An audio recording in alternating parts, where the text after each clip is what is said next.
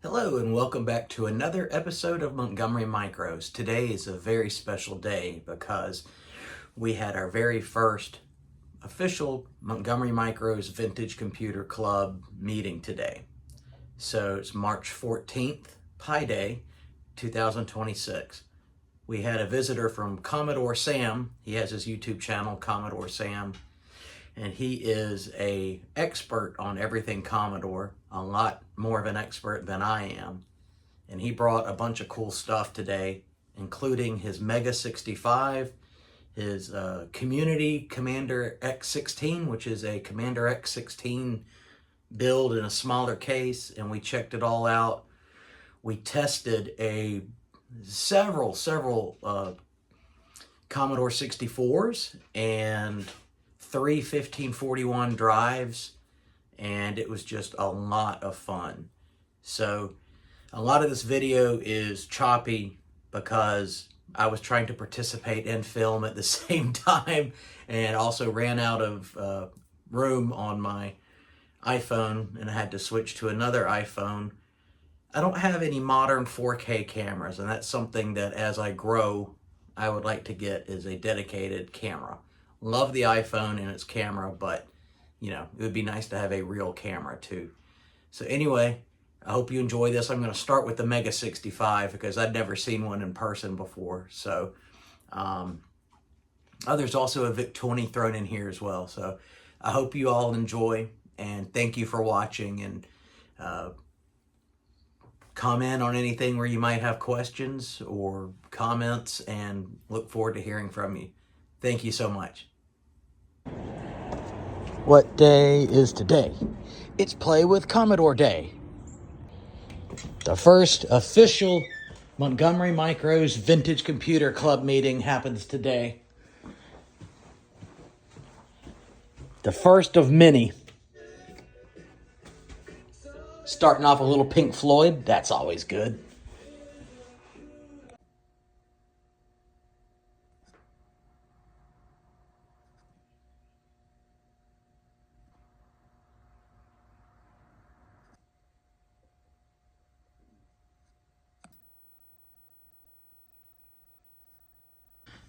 So Commodore Sam is here, and he's brought a whole bunch of cool stuff to play with, including a Mega 65 and a Commander X16. And we're going to check those out, but we're also going to test some Commodore equipment. Also, Commodore Sam is your channel, right? Yes. Check out his channel. And I've got some, our friend Don, we have another Commodore 64 his to check out, and a 1541. And so I think I'm going to have Commodore Sam teach us how to copy a floppy from 1541 to 1541 first, and then play with this, and we'll just see how the afternoon goes. That sound good? That sounds great. Awesome. So feel free to you can rummage through the bin if you want to see what's in there. Oh, this is a cool little monitor. Oh yeah. Is that the oh, that's his Amiga. Amiga, yeah. Very cool. What is that over there? A Mega 65.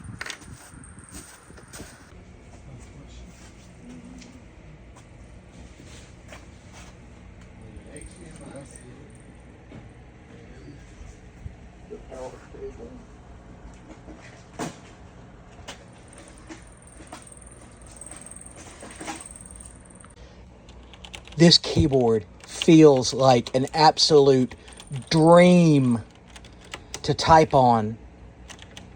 I absolutely love this keyboard. Oh my goodness. I want that. Okay, I'll quit molesting your your keyboard. Go ahead and finish setting it. All right. Oh.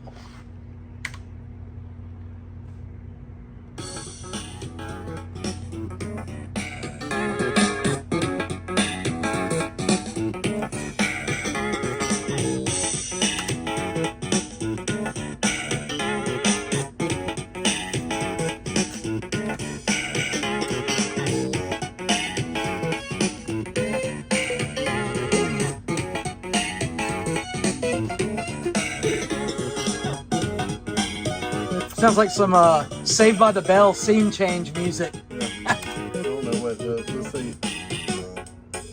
I just picked a demo. I don't know if it's a good demo or not.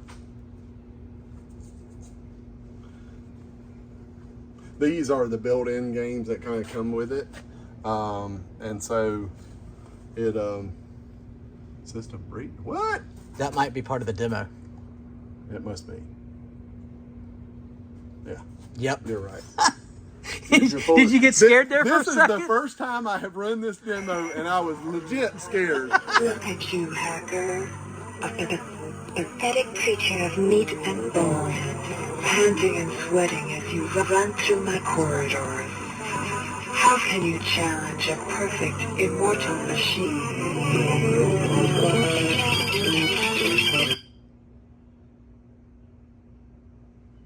Is that more part of the demo? I think that's it. So this is a 1581 built in? Yeah, so it's got a 1581 built in, the standard double density discs that's built into it. You know, the Mega 65 also has an IEC port on the back, so you can have other external drives. They just included it on the internal. So this computer was originally based on the C65, which Commodore was prototyping at the time that they went out of business. There's a lot of those prototypes around, but the reason it has the included, the reason it looks this way, the reason it has the included drive, everything about it is the original design. Is the reason. Now there are a lot of people that would rather it be cost reduced and be this size without the floppy disk, and then you just put an external, because in today's world you've got the SD card and you've got network access and all this kind of stuff, so you don't necessarily need this. But I like this though. Yes, the designers wanted to pay homage to the Commodore C65. I think they made the right call. I think they did too. But what do I know? Yeah. All right, let's check out some more cool stuff on it. Okay. So normally when you boot up the Mega 65, it'll either come up to the disk that you've got programmed. It comes up in Mega 65 mode. It'll come up to the disk that you've selected for it to run. I've got it selected to run the Mega 65 intro disks. You can have it selected to just go to the Mega 65 ready prompt. But it's not just a Mega 65, it has internal cores as well. And so when you're turning it on, if you hold down the no scroll key and you turn it on and then let go of the no scroll key, it will boot into cores mode. And the Mega 65 has 7 cores that can be preloaded in there. Now you can change How do you boot it into Miller Lite mode? There is none. Yeah. Maybe you do that. You put it in the refrigerator for. So anyway, so you've got 7. It's really, you know, you can actually read it. There's actually 8 because it starts with 0. But the factory core you don't want to ever mess with. So you can have 7 other cores. The best practice is to put in the Mega 65 as the first core, and that be the one you use. That's what will boot automatically, is core 1. Or you can hold down the scroll key, come to here, and I can boot this up and say, okay, this is going to be a 64 today. And so if I hit 2, then it's going to load into Commodore 64 mode. With Jiffy DOS. I have Jiffy DOS ROMs in this one, yes. And so this in every way is like a Commodore 64. In addition to the nice keyboard and the floppy drive and the cores and all of that, the Mega 65 has a lot of connectivity. So back here, of course, you got the normal power, modern power supply, right? But you've got a cartridge port that is a Commodore 64 compatible cartridge port. So you can set it up to where as soon as I plug in a cartridge, it can go to 2 different modes. It can either run the Commodore 64 core and run that cartridge from there, or it can go to the Go 64 mode of Mega 65. So there's two 64s in here in addition to the Mega 65. Don't know that there's any current Mega 65 cartridges at this point. You've got the IEC port, which means that you can plug in any normal normal external drives to your system. You know, obviously you've got a VGA port, so if you don't want to use HDMI and you want to use VGA on a CRT to get a more retro feel, you certainly can do that.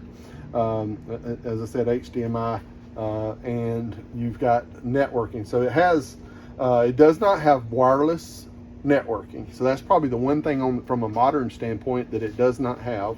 You do have to plug up wired into the Ethernet port, and if you want wireless, obviously you can do wired to wireless adapters.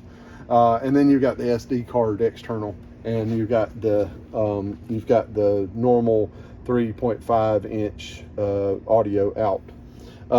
You can notice that it's got room for other expansions that I guess they're planning on in the future, maybe, I don't know, but those are not in use at this time. The Bad Apple demo is now loaded on the Mega 65. It took about 5 minutes for it to load though. It's kind of a simple demo, but it's one that's kind of like the hello world of demos these days.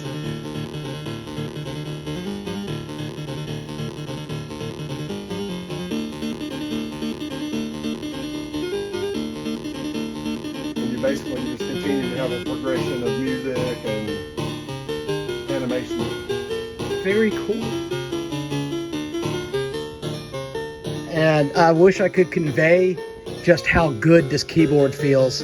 It feels so nice to type on. So this is a OtterX, which is, it was nice to meet you. So this is an OtterX, and it is, you can see the back.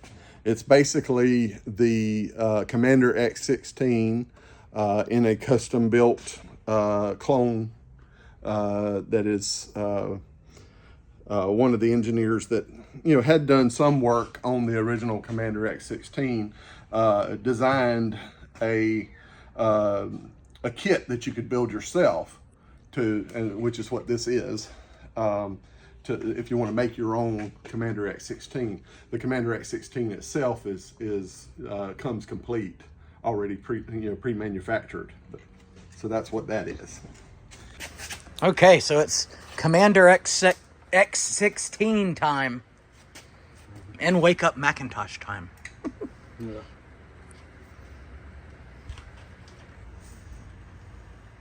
Make sure I'm on the right input. AV, nope. Scenario, right? I didn't want to bring. I would. The monitor. Go ahead. No, you're fine.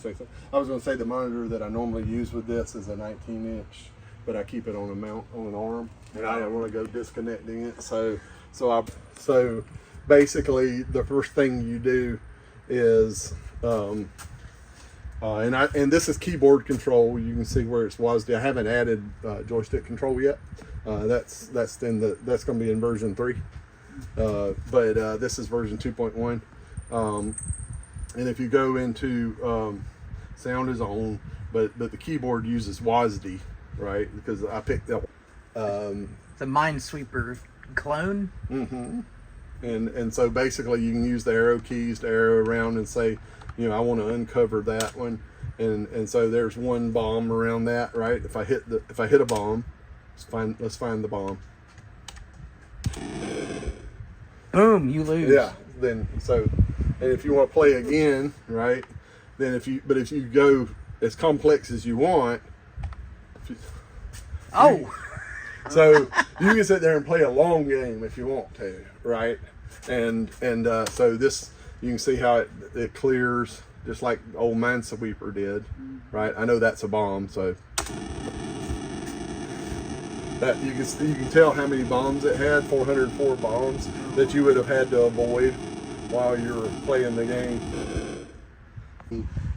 and which is usually sitting at the beginning.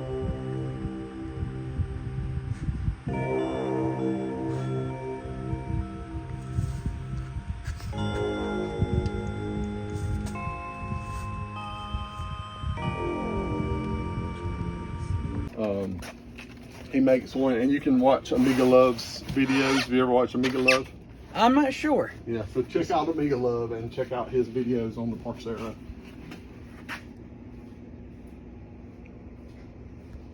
So this Amiga 500, the case is a lot nicer than my case. My case is all broken and everything, but the motherboard and everything is freshly recapped, and the disk drive works well, so it's just the case is a little worse for wear. Not this one, though.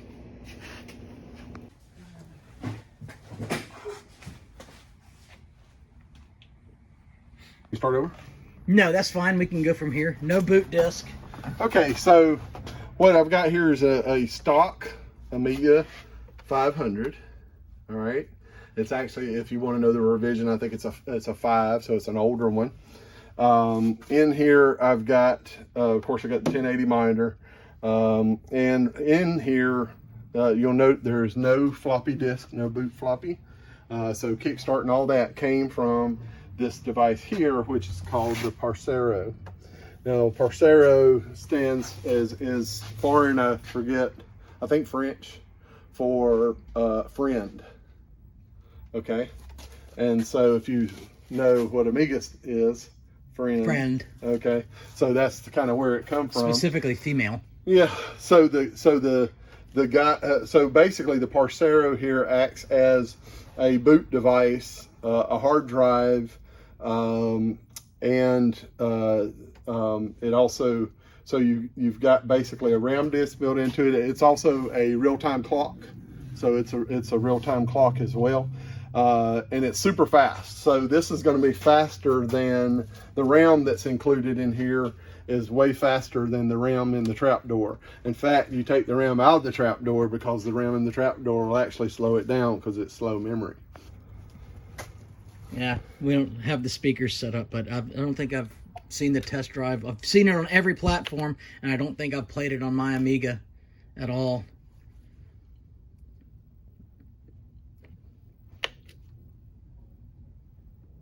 The screen.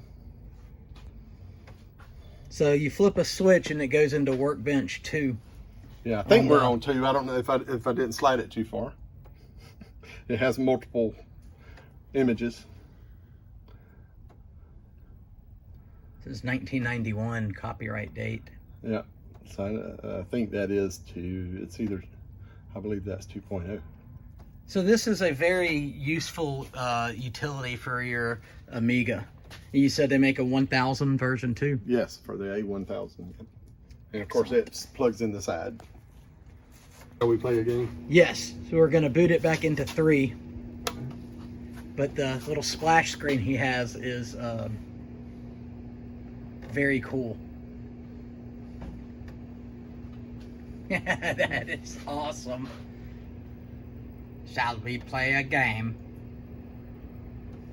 That was an awful imitation of Whopper's voice, or Joshua. I haven't agreed with you more than just then. All right. All right. So this is a CMD FD2000 that I've upgraded to an FD4000 and put a Gotek drive in it. Yeah, I've seen. I think 8-Bit Guy, I think, did a video on the. One of them did a video on that actual series of drives. Yeah, and so so this one's been upgraded to go all the way up to an ED virtual disk, right? And so obviously that's 2.88 megabytes. Oh, wow. On a Commodore, right? On a Commodore? On a Commodore. I remember the 2.8s on IBM's. Yeah, so it uses the same. So this one down here. There's a Commander X16. Yeah, that's the keyboard. But also, so this is normally they would have come with a floppy drive in them. And so if you use an extended density disk, right, the ED disk, then again, same thing. These two are the same, except just one has the Gotek in it and one has a 2.88 floppy drive. Very cool. So I didn't, I have a CMD HD and RAM link and all that. I didn't, I couldn't bring everything. Right. So let's see what I'll need here. I need the power for my drives. All right, so we're going to start off here with putting an REU in here, and we're going to start with Maverick, and we're going to try to make a backup copy for me of Quarks. So let's see how that goes, because I was just doing something wrong, I'm sure, but let's find out. First things first, head cleaner, and this is a 1541 diagnostics cart. So We are in good hands with people who know a lot more, with a person who knows a lot more about this ecosystem than I do. So I'm a watch and learn. This 1541 diagnostic program will test the drive, and it can do all the normal drive tests that you can get on floppy, right? It just makes it a little bit faster. I really like it, but one of the nice things for cleaning, you've got complete control of the heads, and you can exercise them and do a good thorough cleaning with a cleaning disc. So I'm going to go into the head exerciser, and I can turn the motor on and spin the drive, and it will do the cleaning. And then I can move it around a little bit. You know, I can I can bump track 1 and make sure it's working good there. And then I can go I can seek to the middle, right, by hitting the F4.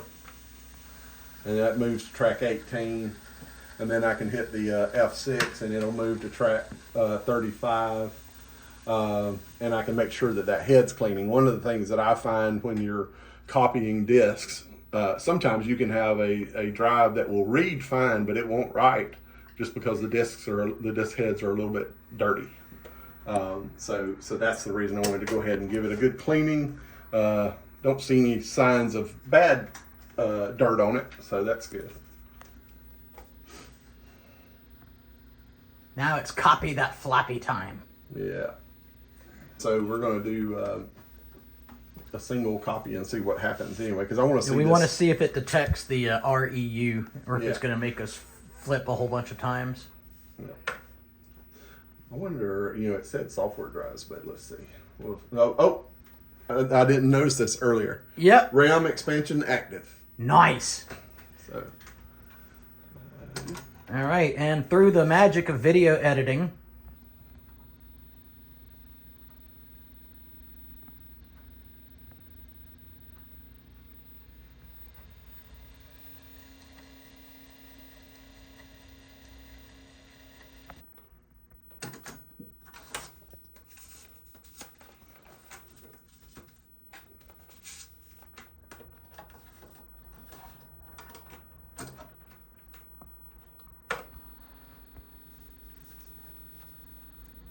Okay, so we just. all right, we're going to see if the copy that floppy worked.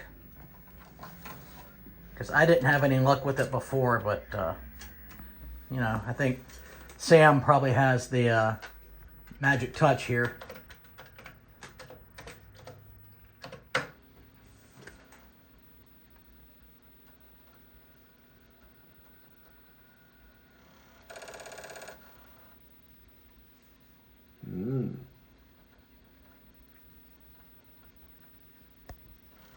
And see, that's what it did. It head knocks twice, and then it says, yeah. Huh. So, let's see if it sees files on it. I mean, maybe it could be your right. It shouldn't be. It should have detected if it had a write problem. I didn't even think to bring a 1541. We got 2 other ones here. Okay. That's the only thing that makes any sense is this disk drive's not writing. But you copied the other. I copied the Maverick program. Yeah. I made that Maverick on this very disk, this very drive. Now, is this the disk you used before that didn't work? I used 2 different disks. So, okay, so you've covered that. You wanted to swap out another drive just for fun? I don't know. That's the only thing that makes any sense whatsoever. Let's try that. And if David told you he doesn't have any copy protection, there's no reason that should not have worked. We're going to try John's drive real quick just to just to see if mine had one write in it, and then it decided write no more. Well, the ROMs do go bad, but typically it would never pass its self-test, but the head can go bad, right? So it can also be an alignment issue. There's a lot of things it could be. You removed it. John's plastic has never been peeled off this 1541, but do you want me to peel it, or Go ahead. I don't know if I can get it either. It's bubbled up right here, so I don't know if I can either. Maybe we should just make like the Beatles and let it be. Yeah, let it be. Yeah, I don't want to Poor John's drive wouldn't even load Maverick, and she's a little slow. She's quite a bit slow. well, that might be why it's not reading the disc, huh? Greased up and stuff, Right. My drive is slow too. Goodness gracious. Yeah. And obviously, there is no computer problem that can cause that. Yeah. Okay, now we're going to check Dawn's. See if it's One running. more try. Wait, did I leave the floppy in there? Uh-oh.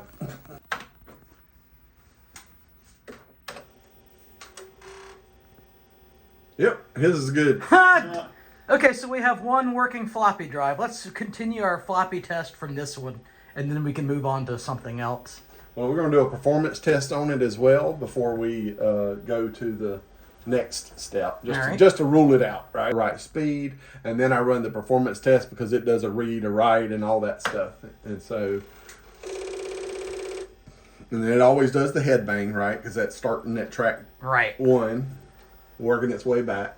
And so it's going to the first thing it's going to do is format a disk and make sure that it can format the disk. Next thing it's going to do is write some files, and then it's going to read some files, and and then it's going to delete scratch some files. So it's really testing every function that the drive will do. So in the performance test. Now this performance test is the one that comes on the 1541 floppy utility disk. It's the same exact performance test. This just happens to be on a on a cartridge. The nice thing about having a cartridge, and they're real cheap, you can make your own if you get like a VersaCard or whatever, or if you've got a Kung Fu Flash or something like that, you can get your own performance test.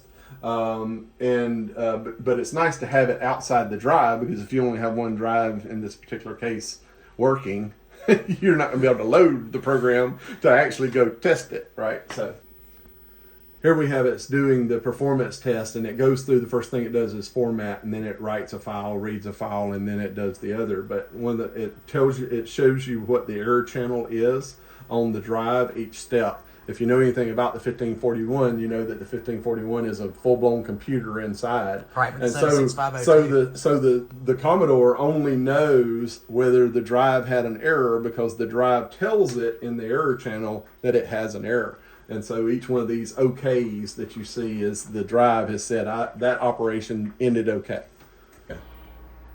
So Don's drive works. Congratulations, Don. It passed all tests. Wish you could be here. Half tracks are not doing well, but as long as we get 100s on the whole track, then we should be good enough to make a normal copy, right? So your half tracks do come into play on a heavily copyrighted disc, right? And so this could cause you some problems on a heavy copyright, but on a non, what you want is this 0 everywhere, right? It's ideal, right? If you had all 100s and all 0s, then that's like the most perfect drive you've ever seen. Sorry, Don, your drive isn't 100% perfect like I thought. I have rarely in the last 10 years seen a drive that had all 0s there. I'm happy if it kind of color codes it on how bad it is. You've got the red and yellow and all that. I'm happy if they're all in the green / and yellow, right? So anyway, ideally they would be green, but we got all 100 on our whole track alignment check here. I want to see what the Okay, so here's the deal on the copy of the floppy. Not going to work because my copy of Maverick was made on my misaligned or whatever slower speed drive. So Maverick works on my drive, but the drive we have that's good won't read the disk that was made on the bad drive. So we're going to move on to other cooler things. Going to test a couple of Commodore 64 computers and then hopefully go with the Mega 65 and just have some fun. But we've learned a lot today. I've learned a lot today, and that's what's really important. And what's most important is that we're having a ball doing it. had / repaired and sold. I mean, in my life, in the last 12 years, I've probably had 200 of them. And, so I've got a lot of parts. And in some cases, I sell off the parts in lots, right? Just because I can't store them all. Now, they make these in all kinds of flavors. This particular one came from Corporate Light out of Texas. They really don't sell any much on eBay anymore. You see a lot of the newer style ones that have ribbon cables between these with the bare circuit boards and that kind of thing. You need the dead test cartridge and you need the 64 diag, the normal 64 diag cartridge. So you got Des Test Max, and you can make these yourself because they're open source. But I bought this one from The Future Was 8-bit. All right, we're doing a test on John's Commodore 64. He doesn't even know if it works. Well, that's a good sign. It's working. Yeah, that's good. If it comes on. Screen RAM, and you saw it going the cursor all the way across. That was basically it changing the color of each block of the screen RAM and then changing it back and here in a second.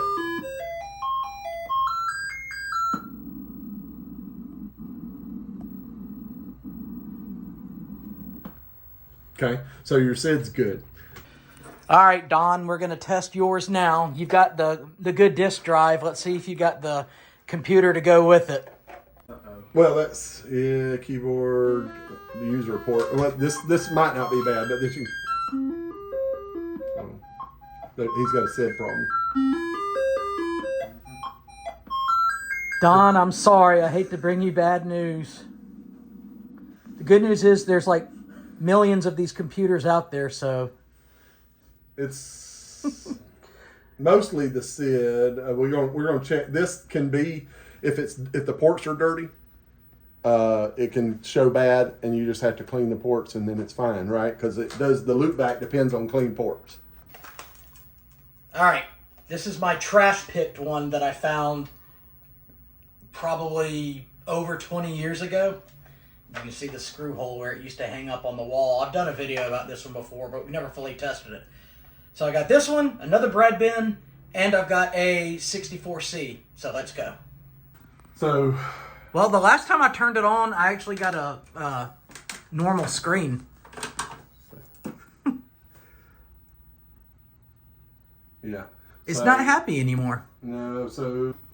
Dead test. No. Oh. Is that an error code? Yeah. It's a single flash, which I don't have my book in front of me, but it represents a bad RAM chip. So it could be screen RAM bad on it. Okay, here's my other bread bin that I got from our friend Bernie when I did when John and I went and did the Texas Instruments haul. So, let's see if this one's any good. Come up right away because it goes through a...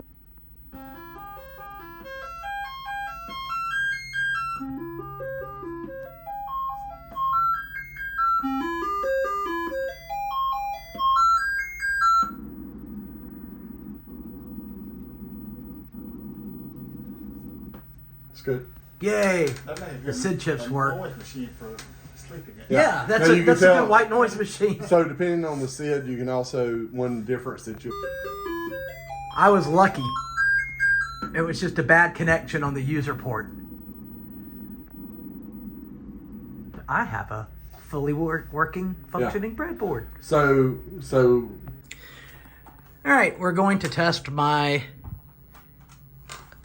64C. My memory's getting a little lax today. So I know if you remember from my other video, the keyboard, not all the keys work on it, so it at least is going to need a keyboard cleaning.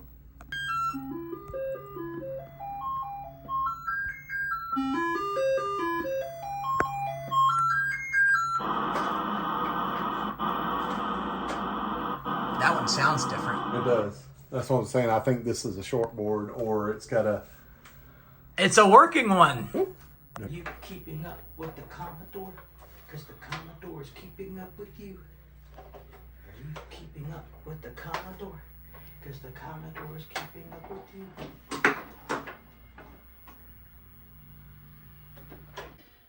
Okay, while we're at it, we're going to test Robert's bread bin. I thought he had a 64C somewhere. I don't know where it is, but anyway, I'm going to check this one out too. No display on Robert's, so let's put the cart in.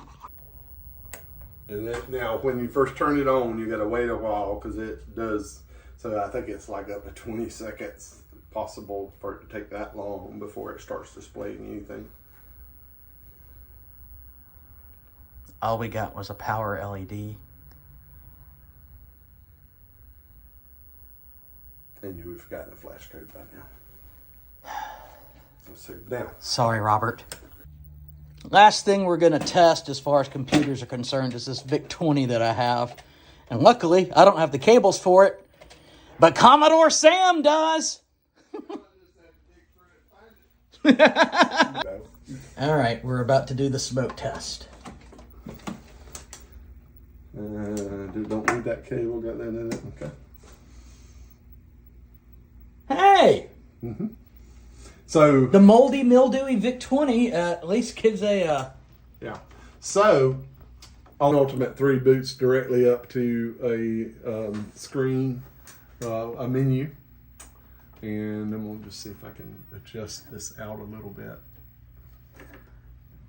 So, yeah. Pretty sure that the VIC-20 is going to work okay. I feel confident. I missed the sound check, but you'll have to just take our word for it that it worked. And I have a mildewy looking VIC-20 with a funny keyboard, but I have a working VIC-20.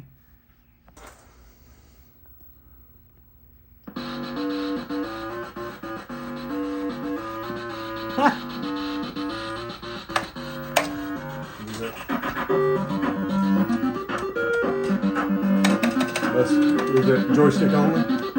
It might be. Nope. So is it doing... So it's toggle music. Fire button, okay, Z. Okay, so start game. I think he did a really good job on this game. And then I assume this is... Oh, what's drop? Just hold it down. It's a very addictive game. What's the rotate?